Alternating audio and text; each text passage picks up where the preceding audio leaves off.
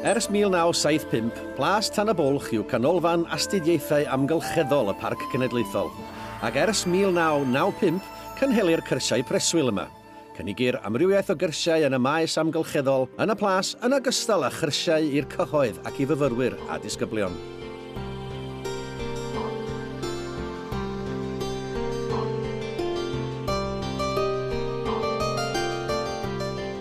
Felly, ei hanes blodeuog ac arbrydiau cythryblus dros y 400 mlynedd diwethaf, mae Plas Tan y Bwlch dal yn sefyll yn dalog yn Nyffryn Maen Twrog ac wrth galon Parc Cenedlaethol Eryri.